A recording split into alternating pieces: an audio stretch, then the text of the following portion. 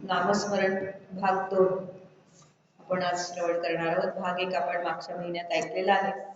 आपण बघितलं की नामस्मरणाचा अभ्यास का करायचा, तर आपण जी उपासना करतो ती दृढतेने व्हावी किंवा त्या उपासनेत गोडी निर्माण व्हावी किंवा आपण जास्तीत जास्त लवकर मोक्षापर्यंत पोहोचावं, यासाठी आपण त्याचा अभ्यास करायचा की जेणेकरून ती उपासना किंवा नाम साधना कशी करावी, त्यावर श्रद्धा कशी ठेवावी, या गोष्टी आपल्याला समजतात।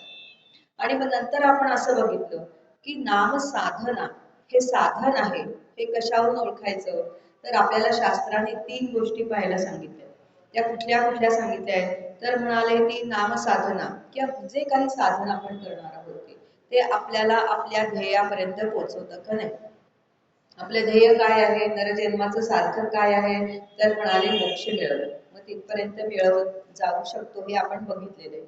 दुसरा मुद्दा काय सांगितला की हे नामसाधना ही शास्त्रानुमोदित आहे की नाही, शास्त्राने त्याला मान्यता दिलेली आहे की नाही, तर हाही मुद्दा आपण बघितला की शास्त्राने त्याला अनुमोदन दिलेलं आहे। तिसरा मुद्दा आपण काय बघितला की हे संतानुचरित आहे का, म्हणजे संतांनी ही साधना किंवा नामसाधना आचरणात आणलेली आहे का, हे आपण बघितलं। त्यानंतर आपण असं बघितलं की आपल्याला अजून 4 मुद्द्यांचा अभ्यास करायचा आहे। त्यापैकी नामसाधनेचा म्हणजे अभ्यास करताना 4 मुद्दे महत्वाचे ठरतात। ते कुठले, तर पहिला आपण बघितला काळ। काळ हा आपण पहिला मुद्दा बघितला की काळ कुठला आहे, नामसाधनेसाठी योग्य आहे का, तर आहे। कारण कलियुगात काय सांगितलेलं आहे, नाम सांगितलेलं आहे, नामातूनच तुम्हाला मोक्ष मिळेल हे आपण बघितलं। दुसरा काळातला भाग काय बघितला की आपल्या जवळ आयुष्य किती शिल्लक आहे किंवा आपल्या जवळ आता काळ किती शिल्लक आहे, हो की नाही। कलियुगामध्ये प्रत्येकाचं आयुष्य किती आहे, फक्त 100 वर्षाचं, म्हणजे कमी आहे आयुष्य। कसं आहे, कमी आहे। मग या कमी काळात कमी आयुष्यामध्ये आपल्याला आपल्याला मोक्षापर्यंत पोहोचवणारं साधन कुठलं आहे, तर म्हणाले नामसाधनाशिवाय दुसरी कुठलीही साधना योग्य नाही, हेही आपण बघितलं। आणि मग त्यावेळेला आपण असं बघितलं की काळ कसा आपल्यावर केव्हाही झडप घालतो हेही बघितलं आपण। नामदेव महाराजांचं एक ते कवन आहे तेही बघितलं की तो मूषक असतो, तो असा छान उड्या मारत चाललेला असतो आणि अचानक त्याच्यावरती मांजर येतं आणि ते त्याच्यावर झडप घालतं, त्याला कळत सुद्धा नाही, कारण त्या मांजराच्या पायाला मऊ गादीसारखा भाग असतो, त्या उडी मारलेली कळत नाही। तसा काळ सुद्धा दबक्या पावलाने येतो आणि आपल्याला केव्हा घेऊन जातो हे आपल्याला कळत नाही। म्हणून सगळ्या संतांनी आपल्याला सांगितलेलं आहे की बाबांनो, वेळीच नामस्मरणाला लागा।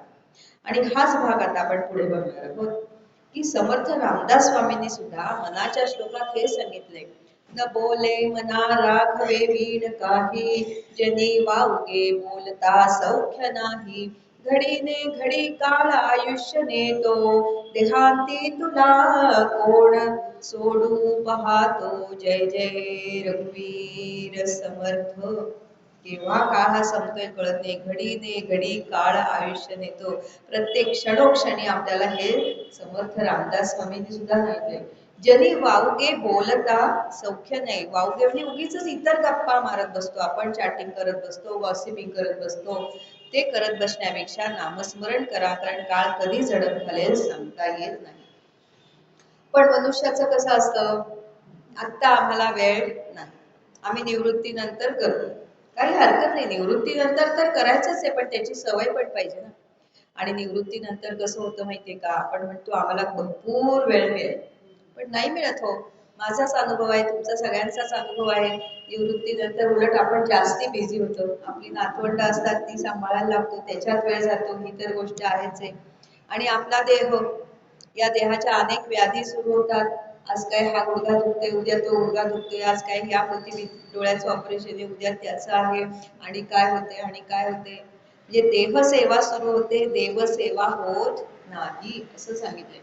आणि शिवाय आपल्या इच्छा काय की आता इतके वर्ष आम्ही कुठे ट्रिपला गेलो नाही, काही बघितलं नाही, लॉंग ट्रिप तर आम्ही कुठलीच करू शकलो नाही, कारण रजा मिळत नव्हती, मुलं लहान होती। आता वेळ आहे तर आम्ही ते करणार, म्हणून कुठे सिंगापूरला जा, कुठे अमेरिकेत जा, जपानला जा, हे आपण करत बसतो। म्हणजे नामस्मरणाला वेळ देतो का, नाही देत। पण तीच जर आपण लहानपणापासून सवय ठेवली ना, तर आपोआप त्या सवयीने आपण ट्रिप करता करता सुद्धा नामस्मरण करू शकतो, पण ती सवय आधीपासून लावली पाहिजे।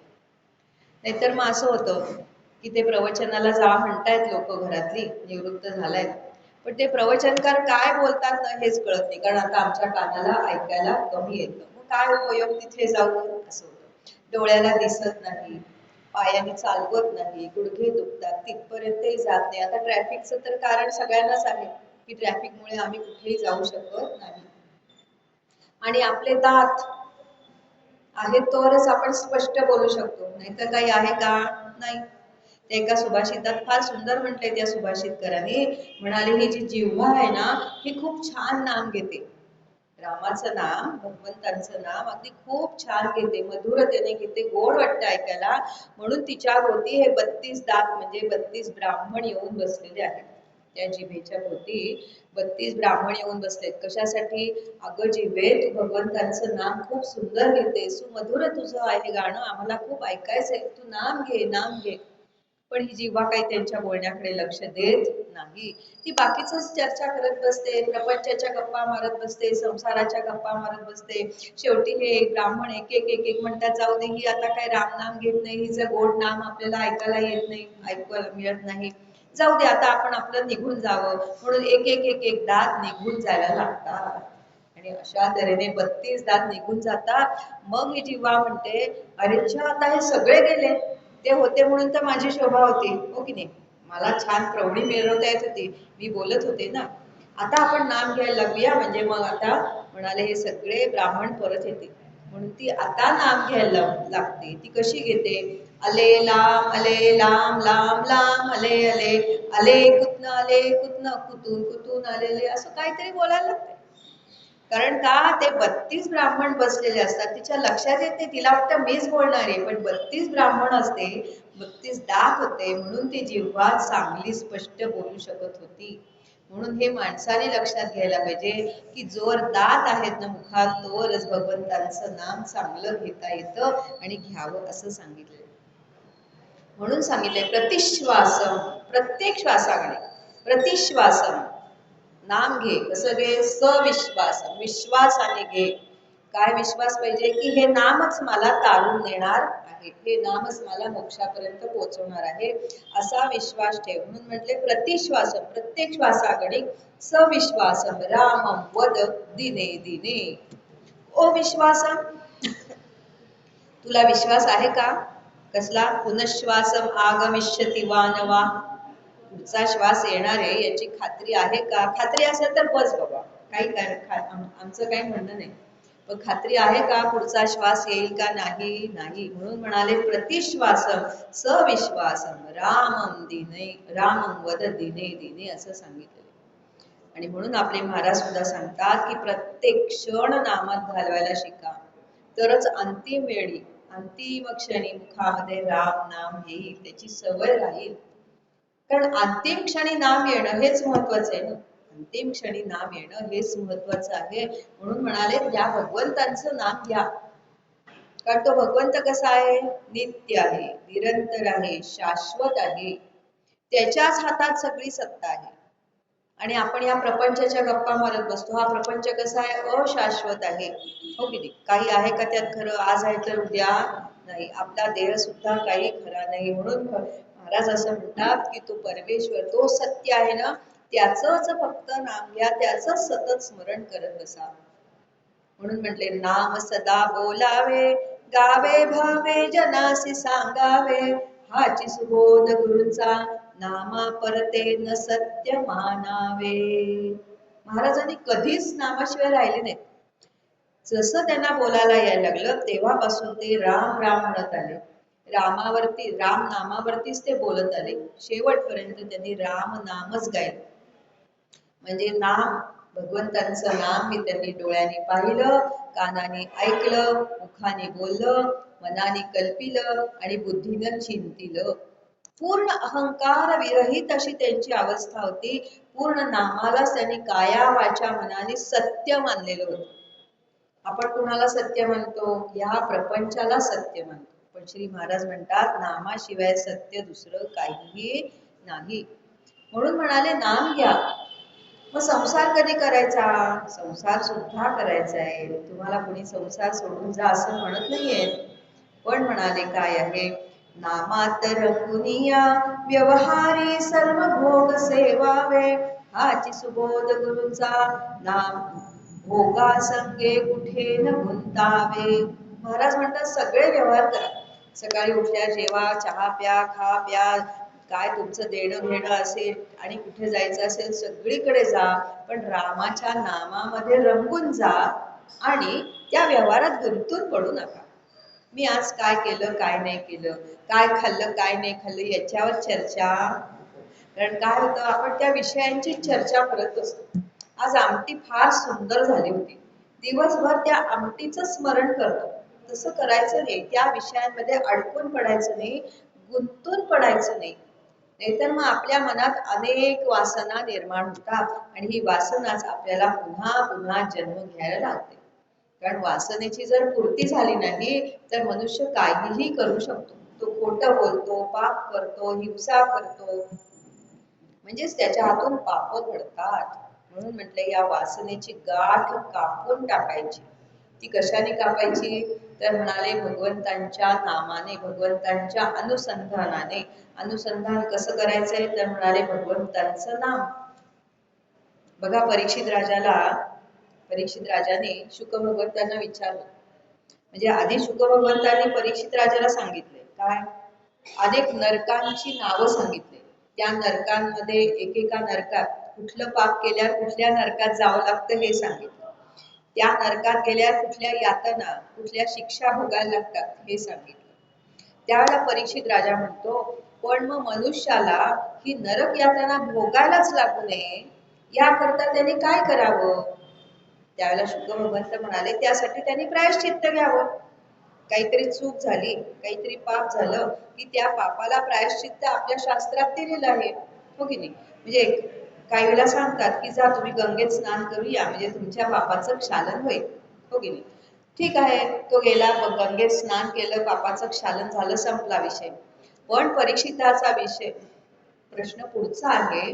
परीक्षित राजा असं म्हणतो की पण भगवन असं आहे की मनुष्य पाप करतो त्याचं प्रायश्चित्त घेतो, दुसरं पाप करतो त्याचं प्रायश्चित्त घेईल, हे सगळं ठीक आहे, पण त्याच्या मनातली पापाची वासनाच जावी याकरता त्याने काय करावं, याच्यासाठी कायमचा काही उपाय नाही का. कारण मनुष्य कसा आहे, एका पापाचं क्षालन झाले तरी पुन्हा पुन्हा पाप करतच राहतो का, कारण त्याच्या मनात अनेक वासना असतात आणि या वासनांमुळे तो पाप करत राहतो.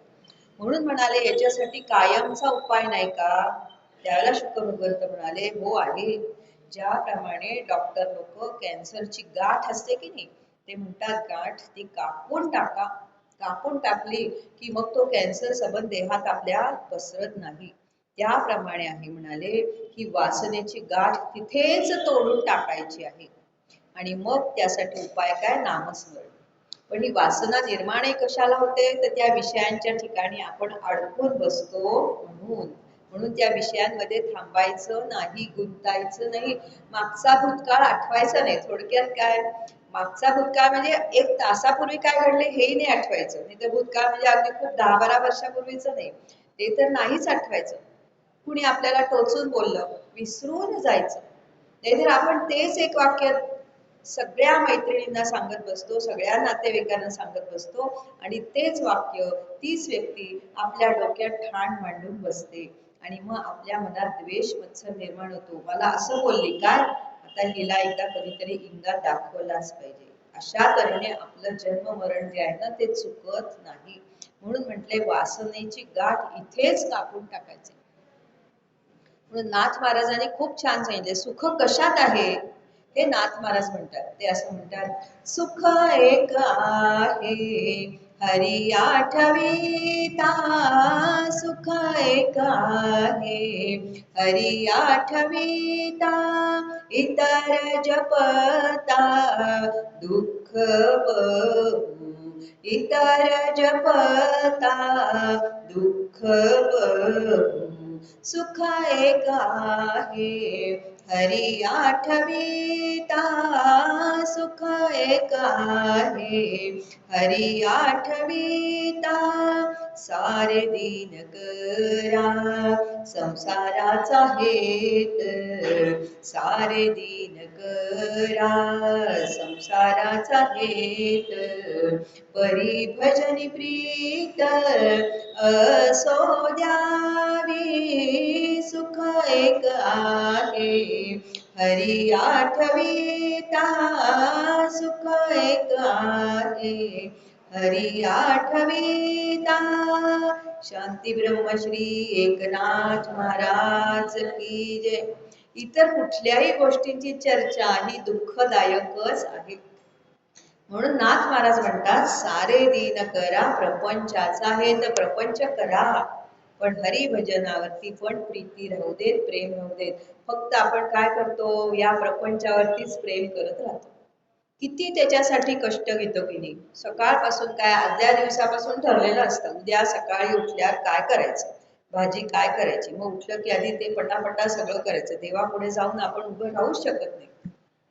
सकाळी उठल्या राम म्हणूच शकत नाही कारण का आधी भाजी काय करायची पोळ्या काय करायच्या किती वाजता बाहेर पडायचे कुणाला काय करायचे हेच आपल्या डोक्यात होतं. म्हणजे प्रपंच आपण खूप प्रयत्नाने करतो. म्हणून माऊली काय म्हणाली सायासे करीसी प्रपंच दिननिशी. सायासे करतो की नाही किती सायास करतो. हरिसी न भजसी कवण्या गुणी. अरे हरीचं म्हण नुसतं तोंडाने म्हण. पुढे काय म्हणते ज्ञानदेव म्हणे हरिजप करणे तुटेल धरणे संसाराचे. हरिजप कर एकीकडे म्हणजे या संसाराला तुझे धरून बसलायस ना. आपणच धरून बसलोय ना का संसाराने आपल्याला धरलंय. आपण म्हणतो ना पण असं नाही हो आमच्या संसारातल्या जबाबदाऱ्या संपतच नाही काय करायचं होय की म्हणजे संसाराने धरलंय आम्हाला असं आपण म्हणतो असं समजतो.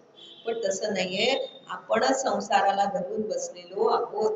सुनबाई आली आहे ना दिलाय ना आता तिच्या ताब्यात सगळं किचन पण नाही लक्ष बाहेर बसलं ना बाहेरच्या खोलीत बसलं ना हातात जपमाळ असते पण लक्ष स्वयंपाकघरातच असतं. सुनबाईने कुकर लावला की नाही भाजी कुठली करते आहे बरोबर करते आहे की नाही मसाला घातला की नाही लक्ष तिथेच असतं. म्हणून म्हटलेलं आहे लक्ष द्यायचं आता सोडून द्यायला पाहिजे. या संसाराबद्दलचं ममत्व काढायला पाहिजे. म्हणजे संसाराला कोण धरून बसलंय आपणच धरून बसलेलो आहोत हे लक्षात घ्यायला पाहिजे. थोडस सोपून द्या त्यांच्यावर आपण नाही का आपले संसार केले. सगळे पक्षी कसे असतात किती त्यांची छोटी छोटी पिल्लं असतात अंडी असतात त्या ते उगवतात किती कष्ट करतात त्यासाठी. मग त्या अंड्यामधून छान छोटी छोटी पिल्लं येतात एवढ्या एवढ्याशा चोची असतात त्यांना ते एवढ्या एवढ्याशा चोचींमध्ये चारा भरवतात पाणी भरवतात सगळं किती लांबून लांबून आणतात की नाही ती पक्षी आणि तो पक्षी त्याची. पण एकदा का त्या पक्ष्यांना पंख फुटले की त्यांना म्हणतात का तुम्ही इथे आमच्या जवळ राहा नाही जा घ्या भरारी जा तुम्हाला हवं तिथे जा. पण मनुष्य असा आहे की तो आपल्या मुलाबाळांना सोडत नाही त्याची इच्छाच होत नाही. कारण असं आहे माझी म्हातारपणची काठी मी याला लहानाचं मोठं केलं हा अभिमान मनात असतो हा अहंकार मनात असतो. म्हणून म्हटलेलं आहे की हे सगळं सोडून द्यायला पाहिजे. बघा गोपिकांनी सुद्धा संसारच केला की नाही. सगळ्या गोपिका संसारी होत्या सामान्य स्त्रिया होत्या कुणी शिकलेल्या नव्हत्या निरक्षर होत्या अगदी गरीब घरातल्या होत्या. सगळ्या प्रकारची कामं त्यांना करायला लागायची. आपल्यासारख्या सुखसोयी होत्या का मिक्सर वगैरे काही होतं का वॉशिंग मशीन वगैरे काही नाही. धुणी धुवा भांडी घासा शेण गोठे करा घर सारवा सगळे कामं होते की नाही. म्हणजे 24 तास खरोखरच त्या कामात गुंतलेल्या होत्या. पण तरी सुद्धा काय मुखात गोविंद राधे गोविंद राधे गोविंद राधे गोविंद राधे. कुठे गेला कान्हा कुठे गेला कान्हा कुठे गेला कृष्ण हेच सारखं. त्यामुळे संसार करता करता सुद्धा त्यांना मोक्ष मिळालेला आहे. म्हणून माऊली काय म्हटली सायासे करीसी प्रपंच दिनिशी हरिसी न भजसी कवण्यामुळे हे लक्षात घे बाबा वेळीच तू सावध राहा. आणि म्हणाले असं हे भगवंतांचं नाम जर आपण सतत जपलं ना तर आपल्याला मोक्ष नक्की आहे. आणि म्हणून म्हणाले या नामामुळेच आपण तरुण जाणार आहोत. कारण हे कलियुग आहे. कलियुग इतकं वाईट आहे की प्रत्येक क्षण आपला आपण जर भक्ती करायची म्हटली तर त्याला कुठेतरी आडकाठी येते बघा. काही ना काहीतरी त्याच्यात अडचणी येतात. कुणीतरी काहीतरी बोलतं आपली मनात मधली श्रद्धा असते ती अढळ राहत नाही, काहीतरी गोष्टी घडतात. अतिशय वाईट आहे हा कली असं म्हटलेले. म्हणून म्हणाले की वेळीच नाम घ्यायला लागा, लटिका हा व्यवहार, सर्व हा संसार, वाया येर झार हरी विण. म्हणून समर्थांनी आपल्याला सवय लागावी ना नामाची, म्हणून दासबोधात छान सांगितले. काय म्हणताय, एक नित्य नेम करा. समर्थ काय म्हणतात, नित्य नेम प्रातःकाळी. ठीक आहे, समर्थ काय म्हणले, प्रातःकाळी घ्या. चला, उठल्यावरती अगदी प्रातःकाळी ब्राह्ममुहूर्त नाही पण उठल्या तरी आम्ही म्हणू राम. ठीक आहे, नित्य नेम प्रातःकाळी, माध्यान्ह काळी, सायंकाळी. मग म्हणाले माध्यान्ह काळी घ्या, दुपारी जेवायच्या आधी घ्या, आणि म्हणले संध्याकाळी झोपताना, रात्री झोपताना घ्या. झालं, 3 वेळा नाम घ्या असं सांगितलं. मग म्हणाले आता सवय झाली अशी हळूहळू 3 वेळा की म्हणतात, नामस्मरण सर्व काळी करीत जावे श्रीराम. हळूहळू वाढवा. एकदम मोठा डोस घेतला तर चालेल का? औषध आपण एकदम घेतो का, मला आता बरं वाटलं पाहिजे म्हणून सगळी बाटली घेऊन टाकतो का? नाही, त्याची ठराविक मात्रा आहे की नाही. तसं समर्थ रामदास स्वामी सुद्धा सांगतात, आधी तुमच्या मुखाला सवय लावा. काय की आधी सकाळी उठल्यावर घ्या, ठीक आहे, बरं वाटलं, चला जेवायच्या आधी भगवंतांचं स्मरण केलंच पाहिजे. निदान नैवेद्य नाही दाखवला तरी स्मरण तरी केलं पाहिजे की नाही. खरं म्हणजे आपण जे जेवतो त्याचा नैवेद्य दाखवणं आवश्यक आहे, ती पद्धत आहे आपल्याकडची. ठीक आहे, नाही वेळ, सकाळी डबे घेऊन गेलीत लोक, तरी सुद्धा काय असेल त्याचा नैवेद्य 12 वाजता दाखवायला काहीच हरकत नाही. पण निदान स्मरण तरी की देवा तुझ्यामुळे आज सगळं झालेलं आहे, माझं सकाळपासूनचं काम, आता मी जेवायला बसते, एवढं झालं तरी चालेल. रात्री झोपताना सुद्धा देवा आज काय काय घडलं, असं असं झालं, आता मी झोपते, असं करून एवढं स्मरण करावं. फक्त आपल्या घरातल्या माणसाशी कशी आपण गप्पा मारतो ना, तसं म्हणाले देवाशी गप्पा माराव्या, आपल्या सद्गुरूंशी गप्पा माराव्या.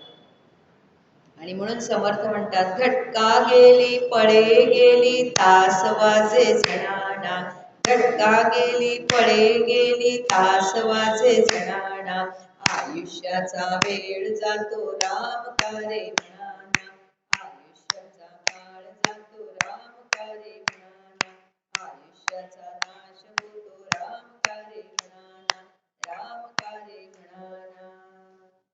सकाळी सूर्य उगवला, रात्री परत तो अस्ताला गेला, दिवस संपला. कुठे दिवस येतात आणि कुठे गेले कळतच नाही. हो, मी आता 60 वर्षाची झाले, कळले का 60 वर्ष कुठे गेली कळतच नाही.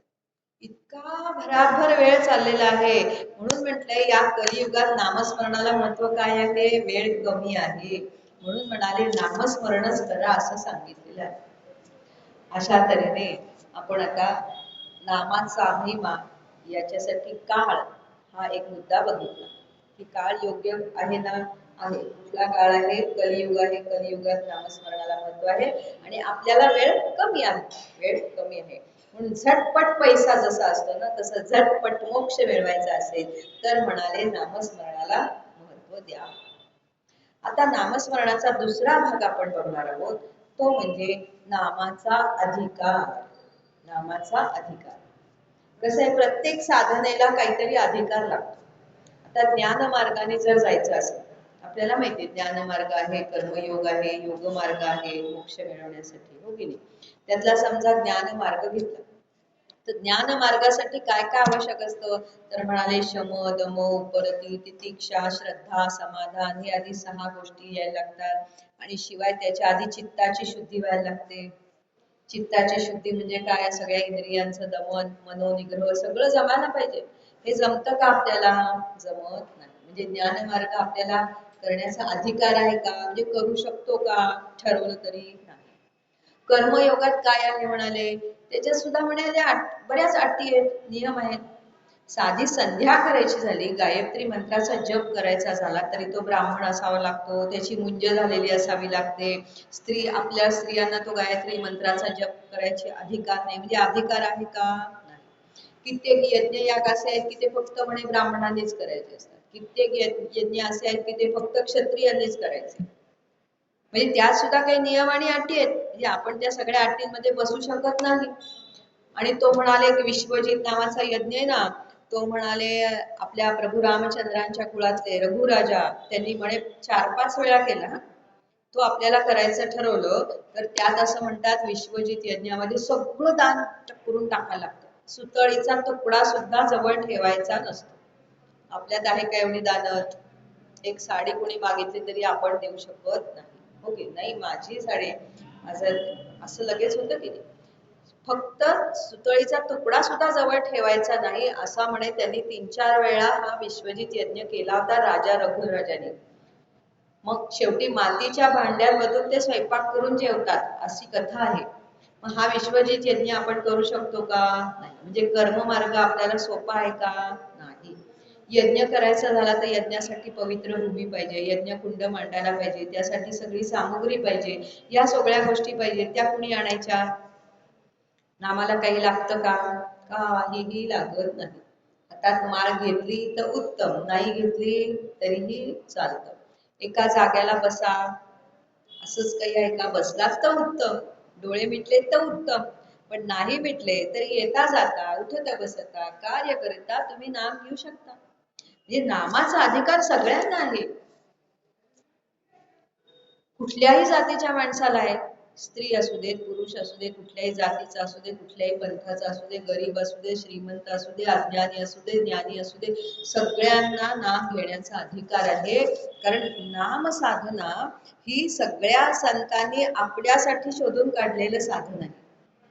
सगळ्या संतांना आपला कळवळा येतो की नाही, आपल्याबद्दल वाईट वाटतं की नाही, की हा जीव, सामान्य जीव जन्माला आलेला आहे, त्याला नरदेह मिळालेला आहे, याचं कसं व्हायचं याची काळजी त्यांना पडलेली आहे. कुणाला? संतांना.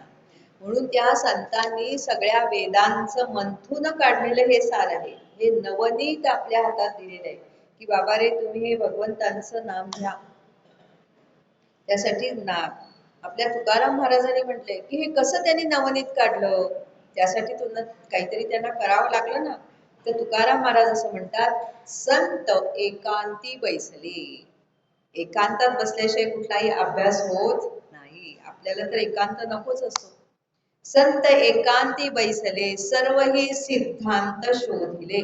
सगळे जे काही सिद्धांत होते ते सगळे वाचले, याच्यामुळे काय होतं, त्याच्यामुळे काय होतं, असा सगळा अभ्यास केला.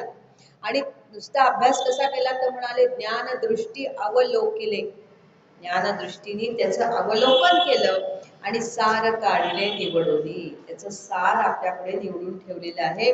ते काय सार? ते हे श्रीहरीचे नाम. असं हे सार आपल्याला सगळ्या संतांनी दिलंय. आणि ते कसं आहे श्रीहरीचं नाम? तर म्हणाले सर्व पातका करी भस्म. सर्व पातका करी भस्म. मग त्याचा अधिकारी उत्तम किंवा अधम कसाही असू देत, ते सगळ्या पापांचं भस्म करतं. चारी वर्ण नर नारी सगळ्यांना हा नाम घेण्याचा अधिकार आहे. म्हणून समर्थ रामदास स्वामी म्हणतात, सहुवर्णा नामाधिकार नामी नाही लहान थोर जड मूढ पैल पार पावती नामी. जड असू देत, मूढ असू देत, हुशार असू देत, कसे असू देत, नामानीच ते तरुण जातात. म्हणून माऊली म्हणाली, जात वित्त गोत नको हा विचार. काय म्हणली? जात वित्त गोत नको हा विचार, हरी नाम सार कली माझी. या कलियुगात हरी नाम हेच सार आहे, तेच घ्या. म्हणजे थोडक्यात काय, नाम साधना करण्याचा अधिकार प्रत्येकाला आहे. जो जो मनुष्य म्हणून जन्माला आलेला आहे त्या प्रत्येकाला नाम घेण्याचा अधिकार आहे. आपल्या महाराजांनी फार छान उदाहरण दिले. ते असं म्हणतात की एखादी श्रीमंत बाई असेल, तिच्या अंगावर अगदी हिऱ्या मोत्याचे दागिने असतील, तिच्या अंगावर हिऱ्या मोत्याचे दागिने असतील. मध्यम परिस्थितीतली बाई असेल, तिच्या अंगात 2-3 दागिने असतील, एखादा सोन्याचं मंगळसूत्र असेल, एखादी बांगडी असेल.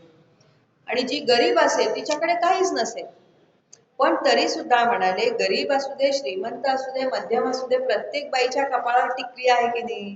टिकली लावण्याचा अधिकार सगळ्यांना केली, ती नाही म्हणते का? नाही. तसं म्हणाले नाम घ्यायचा अधिकार सगळ्यांना आहे. आणि भगवंत म्हणाले तर कुणीही नाम घ्या म्हणाले. किती दुष्ट दुराचारी असू दे त्यांनी नाम घेऊ दे, तो लगेच म्हणाले माझा भक्त होतो. अपिचे सुधराचारो भजते माम अनन्यभाग साधुरेवस मंतव्य सम्यक व्यवसितो ही सहा. तो त्वरित माझा भक्त होतो. कितीही दुष्ट दुराचारी असू दे, इतका नामाचा परिणाम आहे असं म्हटले. म्हणून आपले तुकाराम महाराज म्हणतात, नाम म्हणतात रे जाणता नेणता, जो जाणणार आहे, जो ज्ञानी आहे तोही तरून जातो, आणि नेणता आहे म्हणजे अज्ञानी आहे तोही तरून जातो. हो का याती भलता किंवा यातीहीन, कुठल्याही जातीचा असू दे, कुठल्याही पंथाचा असू दे, तो म्हणाले नामस्मरणाने तरून जातो.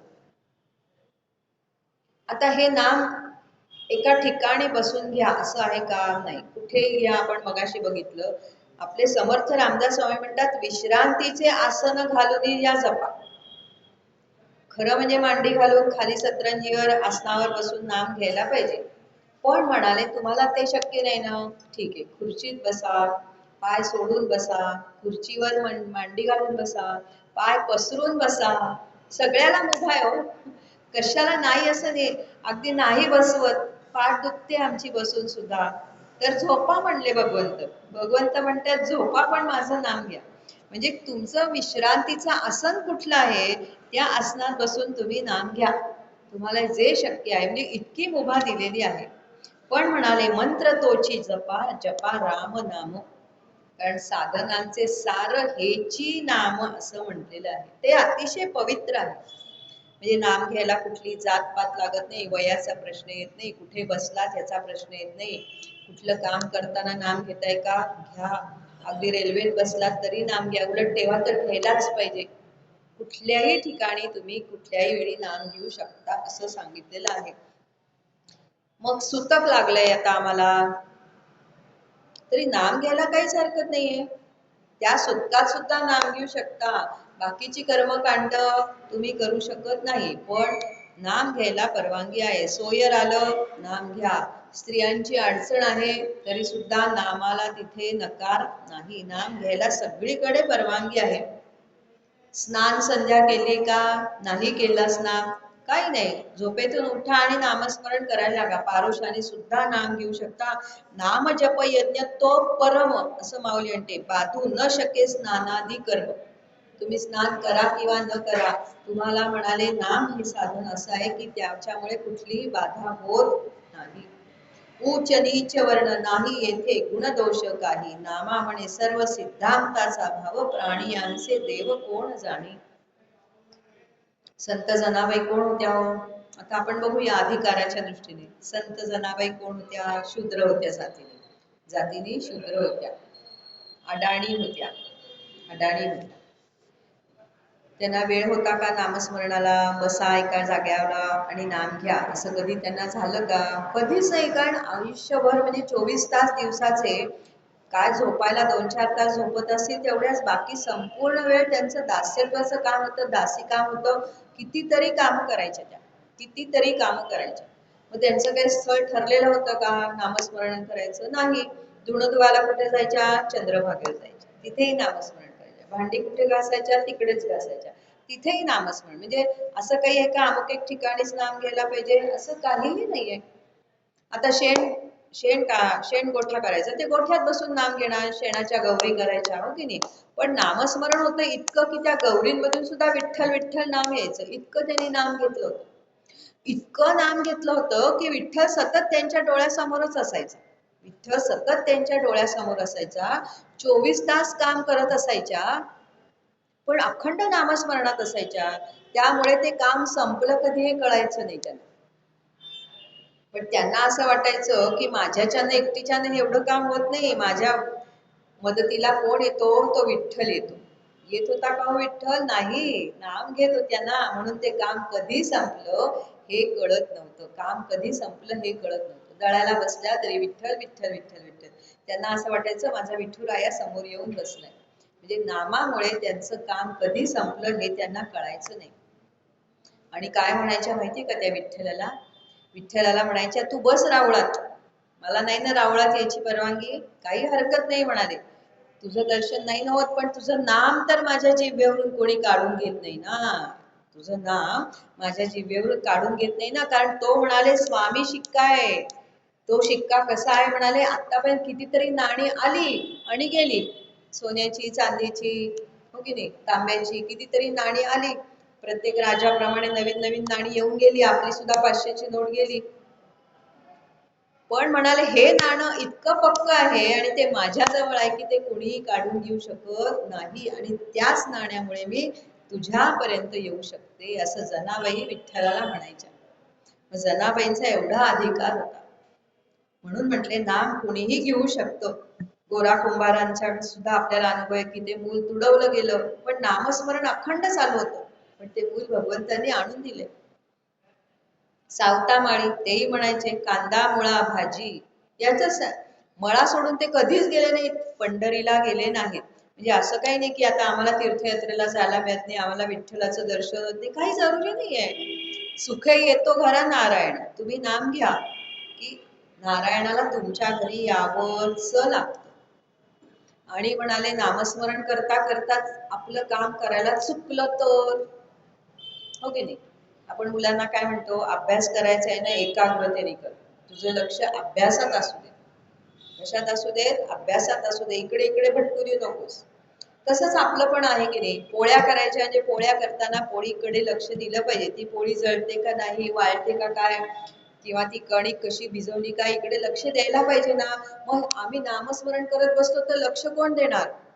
असं कुणी म्हणेल, असं कुणी म्हणेल, कुणी म्हणजे आपणच.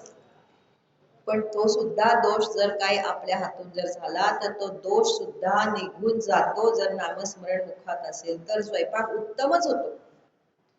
बघा आपल्याला त्या गोपिकेची कथा माहित असेल. तिची सासू एक दिवस तिला म्हणली जायचं नाहीस तू आज, सारखी कान्याकडे जातेस काय, सासूला बघवायचं नाही, आवडायचं नाही, आज तू घरात बसायचंस, कारण आज भरपूर पाहुणे येणार आहेत आणि आज तू गाजराचा हलवा करायचा. ही एवढी 2 किलो गाजरं तिच्या समोर ठेवली आणि सांगितलं ही किस आणि छान हलवा कर. आता कान्याकडे जाता येत नाही, मग काय करायचं? मुखात नाम, कान्हा कान्हा कृष्ण कृष्ण कान्हा कान्हा हे नाम अखंड मुखात. एकीकडे गाजरं किसते, गाजराचा हलवा करती आहे आणि आता गाजरं सगळी छान परतून झाली तुपावरती आणि आता साखर घालायची तर मिठाची बरणी काढली चुकून, कारण साखर आणि मीठ दिसायला सारखंच, आणि मिठाची बरणी ओतली ना भरकर आणि मग लक्षात आलं की आपण मिठाची बरणी ओतली, आता काय करायचं? आता सारखं नव्हतं ना ऑनलाईन मागूया गाजर हलवा, नाही तर मागवला असता. आता म्हणली सासू मला फुटून काढणार, आता काय करायचं? घाबरून गेली बिचारी, रडायला लागली, कान्या कान्या आता तूच माझी लाज राख. आणि झालं, पाहुणे आले, त्यांना तो गाजर हलवा वाढला, आता काही इलाजच नव्हता. सगळ्यांनी सांगितलं किती मधुर हलवा आहे, आजपर्यंत आम्ही असा हलवा खाल्ला नाही. म्हणजे भगवंतांच्या नामाची गोडी त्या हलव्याला आलेली आहे. भगवंत आपल्या कामात जर दोष निर्माण झाला, एखादा आपलं काम करायला काही चुकलं पण आपण नाम घेत असलो तर तो दोष काढून टाकतात, असाच त्याचा अर्थ आहे. म्हणून म्हणाले नामाला फार महत्व आहे. आणि नाम कसं आहे हो, सगळ्यांना खेचून घेतो, सगळ्यांना आपल्या भोवती बोलवतो. बघा एक तो पुराणामध्ये एक छान दृष्टांत सांगतात की अर्जुन असा निजला होता, त्याच्या शयनगृहात निजला होता आणि पलीकडच्या खोलीमध्ये आपले भगवंत होते. आणि भगवंतांना असं वाटलं की अर्जुनाशी आता काहीतरी त्यांना बोलायचं होतं, तर अर्जुनाला बोलवावं असं भगवंतांना वाटलं. म्हणून भगवंत उठणार, एवढ्यात तिथे देवर्षी नारद मुनी आले.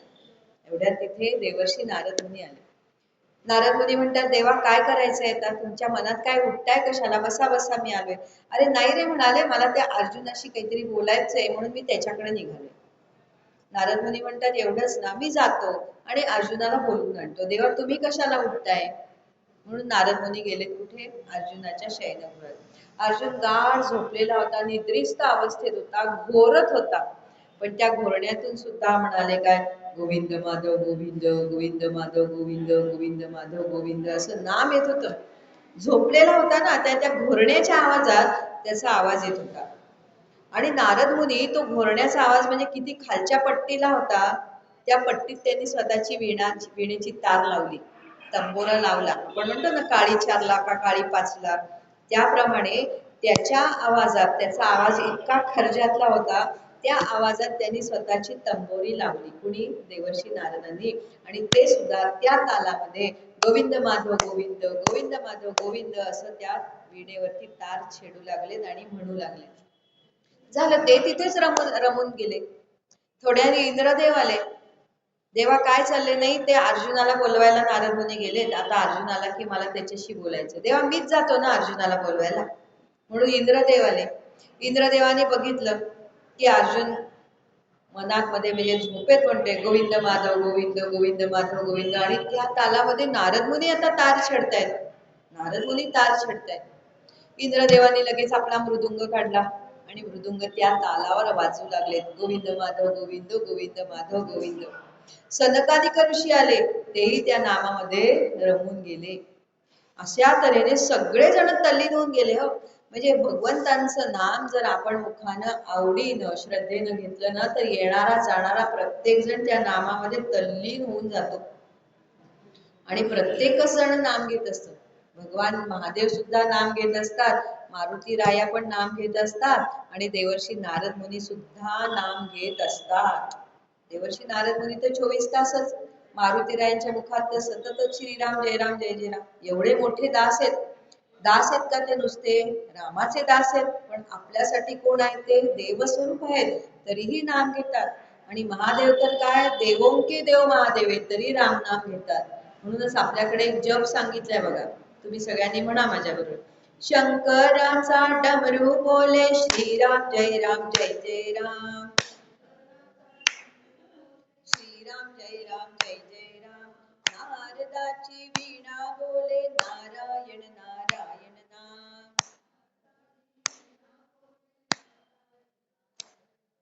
हनुमंताचा जप चाले श्रीराम जय राम जय जय राम. मोठ्यांदा आणि टाळ्या वाजवा. शंकराचा डमरू बोले श्रीराम जय राम जय जय राम. नारदाची वीणा बोले नारायण नारायण नाम. हनुमंताचा जप चाले श्रीराम जय राम जय जय राम. श्रीराम जय राम जय जय राम. श्रीराम जय राम जय जय राम. श्रीराम जय राम जय जय राम. श्रीराम जय राम जय जय राम. श्रीराम जय राम जय जय राम. सद्गुरुनाथ महाराज की जय. असं हे नाम आहे. बघा ना, आपले वारकरी आळंदी पासून जातात, 3-3 आठवडे चालत असतात. पाऊस पडतो, कधी अगदी कडकडीत ऊन असतं, कुठेही झोपायला लागतं, काहीही करावं लागतं, जेवायला नीट मिळेलच याची खात्री नाही. सगळ्या प्रकारचे त्यांना अनुभव येतात. त्यावेळेला पाऊसही असू शकतो, कडकडीत ऊनही असू शकतं, थंडी असू शकते, ओल्यात झोपायला लागतं, काही करायला लागतं, पण रस्त्याने ते अखंड नामस्मरण करतात. निवृत्ती ज्ञानदेव सोपान मुक्ताबाई एकनाथ नामदेव तुकाराम. निवृत्ती ज्ञानदेव सोपान मुक्ताबाई एकनाथ नामदेव तुकाराम. म्हणून तर ते पंढरपूरला कधी पोचतात कळत नाही, कारण त्यांना ओढ लागलेली असते अंतरातून, म्हणून ते तिथपर्यंत पोचतात, सहज पोचतात. आपलं लक्ष सगळं आता 3 आठवडे कधी होतील. आता पंढरपूरला किती वेळ लागला, आपण समजा गेलो वारीला, जाणं अवघडच आहे. आधी सासवड पर्यंत जायचं, अरे बापरे एवढा तो घाट कधी चढायचा, पण ते सहज चढतात हो.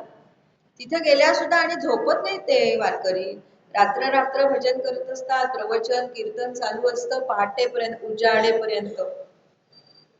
आणि कुठे तंबू विंबू ठोकलेला असतो, कधी उघड्या झोपायला लागतं, कधी काय. म्हणजे भगवंतांचं नाम सोडत नाहीत, असं हे नाम आहे. आणि ते ज्या वेळेला टाळ वाजवत जात असतात की नाही, त्यावेळेला खरं सांगू का, आपल्याला सुद्धा वाटतं की नाही आपणही त्यांच्यावर 2 पावलं नाचावं आणि नाम घ्यावं. पण आपण नाचत नाही, आपण टाळ्या वाजवत नाही, आपण नाम घेत नाही, कारण मनात अहंकार, मी काय, मी इथे रस्त्यावर कसं काय नाम घ्यायचं. अहो, नाम घ्यायला रस्ता बिस्ता काही नाहीये, भगवंतांचं स्मरण आहे. उलट घेतलंच पाहिजे, उलट घेतलंच पाहिजे, आपणही त्याचा आनंद घेतला पाहिजे. म्हणजे माझा मुद्दा काय आहे, कुणी जर तालामध्ये नाम नाम घेत असेल, भगवंतांचं नाम घेत असेल, तर सगळेजण तिकडे ओढलेच जातात. फक्त आपल्याला लाज वाटते, म्हणून म्हटले समस्तांची लज्जा त्यजुनी भगवत चिंतन करी. ते जे सुभाषित आहे त्यातला शेवटचा मुद्दा हा महत्वाचा आहे. सुभाषितकाराने काय सांगितले, समस्तांची लज्जा त्यजवा, त्याचा त्याग करा. लाजायचंय कशाला? तुम्ही सांगा मला, पूर्वीच्या काळी आपल्याकडे अशी पद्धत होती का की रस्त्यावर उभं राहून गाडीवरती भेळ खायची, अशी पद्धत होती का? पाणीपुरी खायची अशी पद्धत होती का? नाही. लाज वाटायची, हो की नाही? अरे बापरे, असं रस्त्यावर उभं राहून खातात, आता लाज वाटते? त्याची लाज वाटत नाही, खाण्याची कुठलं काय रस्त्यावर उभं राहून खातो त्याची लाज वाटत नाही, मग राम नाम घ्यायची लाज का वाटावी?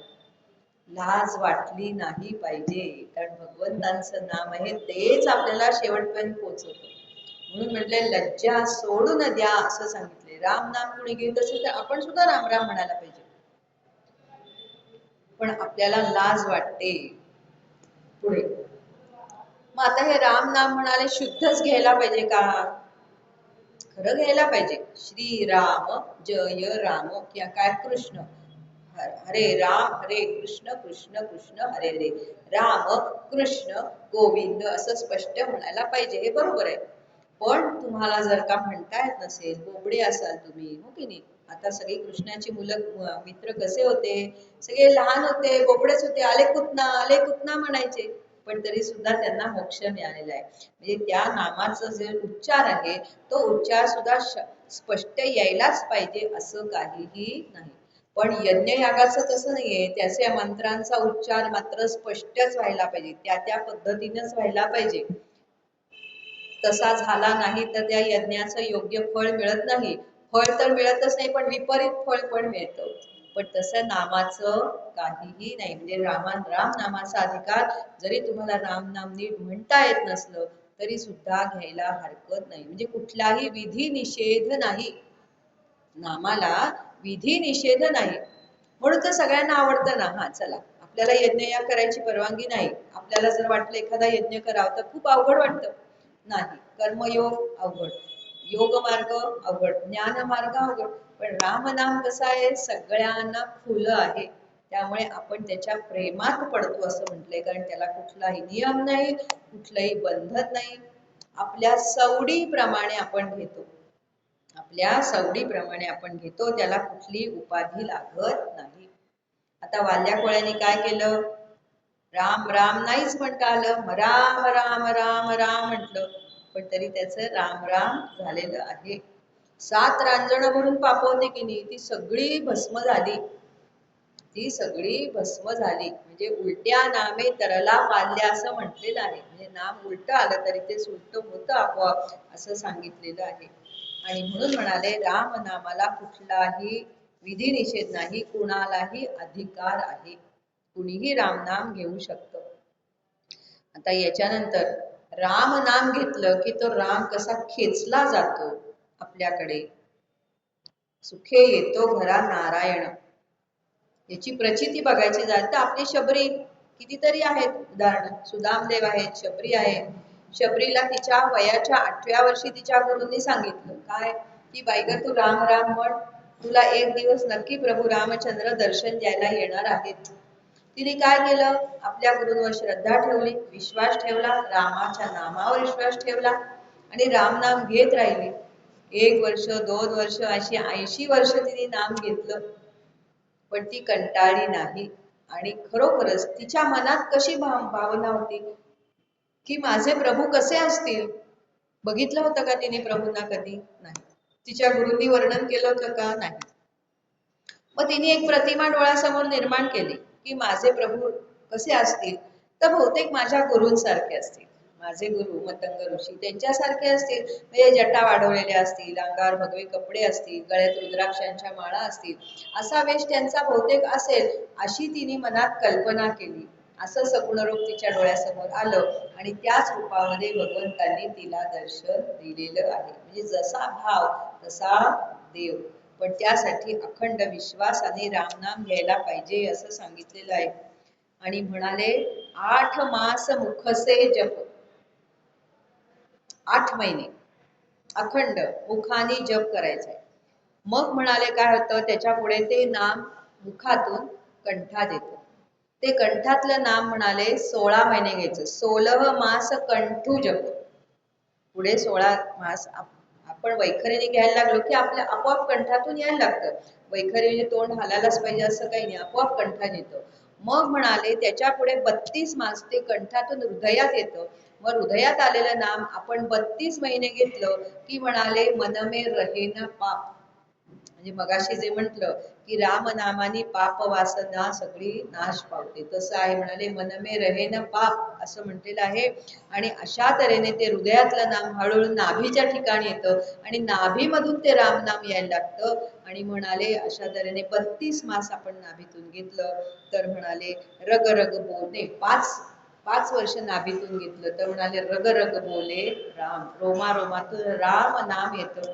असा राम नामाचा महिमा आहे आणि त्याचा अधिकार सगळ्यांना आहे. म्हणून म्हटले नाम नाम जपो वाचा नित्य, माझ्या वाचेनी सतत नाम घेतलं पाहिजे, श्वासातही नाम, नाममय हो माझे नित्य कर्म. कुठलंही कर्म करताना माझ्या मुखात नाम येऊ देत, माझ्या वाचेनी नाम येऊ देत आणि माझ्या मनातही नामाचाच सतत उच्चार, म्हणजे मनात सुद्धा नामाचाच विचार येऊ देत असं आपण म्हटलं पाहिजे. असं हे नाम अतिशय श्रेष्ठ आहे असं सांगितलेलं आहे. पावला गणिक नाम घेतलं पाहिजे आणि असा हा नामाचा अधिकार महत्वाचा आहे. आता आपण काय काय बघितलं, काळ बघितला, नामासाठी योग्य आहे का बघितलं. आता नाम साधनेसाठी आपल्याला अधिकार आहे का, आहे ना अधिकार, बघितला ना, सगळ्यांना पटला. नामासाठी आपल्याला सगळ्यांना अधिकार आहे. कुठल्याही जातीचे असू देत, कुठल्याही वयाचे असू देत, स्त्री असू दे पुरुष असू देत, नाम घ्यायला परवानगी आहे. कुठल्याही आसनात बसून नाम घ्यायला परवानगी आहे. कुठल्याही ठिकाणी गेले तरी नाम घ्यायला परवानगी आहे. कसंही घ्यायला परवानगी आहे, पण त्याचं स्मरण करा असं सांगितलं. आता ह्याच्यानंतरचा जो महत्वाचा मुद्दा आहे तो मुद्दा कुठला आहे तर म्हणाले की नामस्मरणाचा परिणाम काय होतो. आता एकदा आपलं ठरलं की नाम साधना करायची, ते आपल्याला मोक्ष मिळवून देणार आहे, त्यासाठी काळ योग्य आहे, आपल्याला नाम साधना करायला अधिकार पण आहे. आता आपण नाम घ्यायला लागलो, ती साधना करायला लागलो की त्याचा परिणाम कसा होतो हे आता आपल्याला बघायचं आहे. हे आता आपल्याला बघायचं आहे. तर म्हणाले सगळ्यात पहिल्यांदा परिणाम कुणावर होतो तर म्हणाले म्हणजे आपल्या संपूर्ण देहावरती होतोच, आपल्याला मोक्ष मिळतच, पण सुरुवात कुठून होते तर आपल्या जिभेपासून सुरुवात होते. कारण राम नाम आपण कुठे ठेवतो, आपल्या जिभेवर ठेवतो. त्यामुळे सगळ्यात पहिला परिणाम कुणावर होतो तर म्हणाले जिभेवर होतो. ही जिव्हा ज्या वेळेला सतत नाम घ्यायला लागते त्यावेळेला नराचा नारायण होतो आणि नाम घेणारा नामीशी एकरूप होतो. मग हा परिणाम कसा होतो, या जिव्हा या इंद्रियावरती हा परिणाम कसा होतो, याची प्रक्रिया काय आहे ती आपण समजून घेऊया. याची प्रक्रिया काय आहे ती आपण समजून घेऊया. तर आधी मुळात जिव्हा हा अवयव कसा आहे तर म्हणाल तो आपल्या मुखात आहे. आपल्या मुखात आहे, त्याला हाड आहे का नाही, तो फक्त मांसल भाग आहे. जिव्हा ही अशी गोष्ट आहे की ती फक्त मांसल अवयव आहे, त्याला हाड नाही. म्हणून आपण म्हणतो अरे तुला काही कळतं की नाही, उचलली जीभ लावली टाळायला किंवा तुझ्या जिभेला काही हाड आहे का नाही असं आपण म्हणतो. कारण हाड हे नसतंच, ती कशी वळवता येते आणि ती सारखी आपल्या तोंडात हालत असते. बघा तुम्ही चिंतन करून बघा, खरोखर हलते का, आपण गप्प बसलो तरी ती बारीक बारीक बारीक बारीक तिची हालचाल चालू असते. अशी ही जिव्हा हा अवयव आहे, मऊ मऊ आहे, मांसल आहे. आणि या जिभेवरती नाम येतं. ही जिव्हा 3 प्रकारे आपलं काम करते. जिव्हा ही कर्मेंद्रिय आहे. काय करते कर्मेंद्रिय, म्हणजे ती वाचा रूपाने बोलते, ती वाचा रूपाने बोलते. म्हणून जिव्हा ही कर्मेंद्रिय आहे. नंतर म्हणाले जिव्हा ही ज्ञानेंद्रिय आहे, कारण या जिभेमुळेच आपल्याला रस कळतो, चव कळते, म्हणून म्हणाले ही ज्ञानेंद्रिय आहे. आणि तिसऱ्या प्रकारे ही काम करते म्हणजे ही अंतरेंद्रिय आहे. म्हणजे आपल्या मनात जो संकल्प उठतो, माझ्या मनात काय येईल ते मी जिभेवरून बाहेर टाकते की नाही, मला असं वाटतंय आज करावं, मला आज गीता धर्म मंडळात जावं का नाही असं आपण म्हणतो की नाही. म्हणजे मनात आलेला संकल्प जिभेवरून बाहेर पडतो, म्हणून ती अंतरेंद्रिय पण आहे. म्हणजे जिव्हा ही 3 प्रकारे काम करणारी आहे. काय काय, कर्मेंद्रिय आहे, ती बोलायचं काम करते, वाणी रूपाने काम करते. दुसरी म्हणजे ती रसनेंद्रिय आहे किंवा ज्ञानेंद्रिय आहे, तिला चव कळते आणि खाण्याचं काम करते. आणि तिसरी म्हणजे ती मनात आलेला संकल्प तिच्यातून बाहेर पडतो, म्हणजे परावाणीतून निर्माण झालेला संकल्प बाहेर पडतो. आता म्हणाले ही जिव्हा आहे ना, ही जिव्हा या जीवाची म्हणजे या जीवाला दोन पत्नी आहेत असं सांगितले. आपण जीवच आहोत ना, आपण म्हणतो मी अमुक अमुक आहे, पण आपण खरे कोण? जीव. या जीवाच्या दोन पत्नी आहेत. कुठल्या? तर म्हणाले जिव्हा आणि पोट. तर म्हणाले पोट ही म्हणाले नावडती बायको आहे आणि जिव्हा ही आवडती बायको. कारण पोटाला काय लागतं? काहीही चालतं हो, पोट भरल्याशी कारण. आपण म्हणतो की नाही आमचं पोट भरल्याशी कारण, पण ही बसली ना लाडकी, हिला काय हवं तेच आपण खातो. म्हणून म्हटलंय की लाडकी बायको ती दोडकी बायको. मग ह्या लाडक्या बायकोच्या जर आपण अधीन झालो, रुचीच्या अधीन झालो, तर आपलं आरोग्य बिघडण्याची शक्यता असते. म्हणून म्हणाले तिच्यावरती संयम पाहिजे. ही लाडकी असती तरी तिला तुमच्या काबूत ठेवा. दुसरं काय काम करते? ही बोलण्याचं काम करते. ही जर गोड बोलली तर सगळे जण अवतीभोवती जमतील, पण हिने जर सगळ्यांना शिव्या शाप द्यायला सुरुवात केली तर सगळे आपल्याशी भांडतील, सगळे आपले शत्रू होतील. म्हणून म्हणाले ही जिव्हा दोन प्रकारे काम करते. हिला आपल्या काबूत ठेवा. जरी तुमची कितीही लाडकी असली तरी हिला आपल्या ताब्यात ठेवा. मग हिला ताब्यात ठेवायचं म्हणजे हिला काय करायला पाहिजे? तर हिला चांगलं काम द्या. तर हिला चांगलं काम द्या. काय द्या? तर तू राम नाम घे बाई, तू राम नाम घे. म्हणजे या जिव्हेला राम नामाची सवय लावायची. आणि ही जिव्हा जर म्हणाले राम नामामध्ये रंगून गेली ना, तर म्हणाले जिभेवरती ते नाम असं घट्ट बसतं आणि मुख्य म्हणजे आपली जिव्हा स्वच्छ होते. आपली जिव्हा स्वच्छ होते. खूप विटाळलेली असते हो आपली जिव्हा. आपण खूप काही काही नको त्या गोष्टी बोललेलो असतो. आपल्या लक्षात सुद्धा नाही आता आपण काय काय बोललेलो, पण बोललेलो असतो. त्यामुळे जीभ आपली विटाळलेली असते. काय म्हटलेले? जीभ विटाळलेली असते. हा जर विटाळ काढून टाकायचा असेल जिभेचा, तर जिभेवर अखंड नाम पाहिजे. म्हणजे म्हणाले ही जीभ स्वच्छ होते आणि विटाळ नाश होतो असं सांगितलेले. म्हणून जिभेवर सतत नाम पाहिजे. असत्याचे मळ बैसले ये वाचे. असत्यवाणी खूप झालेली असते, त्याचा मळ या जिभेवर बसलेला आहे. ते न फिटती साचे तीर्थोदके. कुठल्याही तीर्थक्षेत्री जा किंवा तीर्थाने स्वच्छ करा, ती जीभ स्वच्छ होत नाही. पण म्हणाले हरिनामामृत, हरिनामामृत प्रक्षाळी जिव्हेते. पण हरीचं नाम हे काय आहे? ते त्या जिभेचं प्रक्षालन करतंय. पाणी हे बहुतेक काय करते, पाणी सुद्धा स्वच्छ करू शकत नाही अशी ही जिव्हा आहे. तिचा विटाळ जो असतो तो सगळा नाश पावतो. म्हणजेच अमंगळवाणी, पापवाणी जी आपल्या मुखातून आतापर्यंत गेली असेल तिचा पूर्ण नाश होतो आणि ती जिव्हा राम नामामध्ये रंगून जाते. इथे आपण थांबूया. जिव्हा या विषयावर अजून पुढच्याही महिन्यात बोलण्यासारखं आहे, ते आपण नंतर बोलू, कारण अजून 5-6 मिनिटं तरी त्याच्यावर जातील. पण जिव्हेचं कार्य आपलं काय आहे हे आपण बघितलं. आणि अशा तऱ्हेने ही जिव्हा जर रामनामात रंगली तर म्हणाले रामनामे जिव्हा रंगे तोची परब्रह्म होय अंगे. तो संपूर्ण तो परब्रह्म स्वरूप होतो असं सांगितलेलं आहे. आणि अशा तऱ्हेने नाम महिम्याचा आपण दुसरा भाग आज इथे बघितलेला आहे. म्हणजे आज आपण काय बघितलं? मुख्य काळ काय आहे ते थोडक्यात बघितलं. त्यानंतर नाम घ्यायचा अधिकार आपल्याला आहे का हे बघितलं. आणि आता नामाचा परिणाम काय आहे हेही आपण थोडंसं बघितलेलं आहे. आता आणखीन नामाचा परिणाम आपल्या या देहावर कसा हळूहळू हळूहळू होतो हे आता आपण पुढच्या महिन्यात म्हणजे 15 जानेवारीला श्रवण करूया. आणि अशा तऱ्हेने मी इथे आता वाणीला विराम देते. धन्यवाद. जे काही आपल्याला आवडलं, योग्य वाटलं ते अर्थातच सद्गुरूंनी माझ्याकडून करून घेतलं. कुठे मी चुकले असेल तर मला क्षमा करावी. धन्यवाद.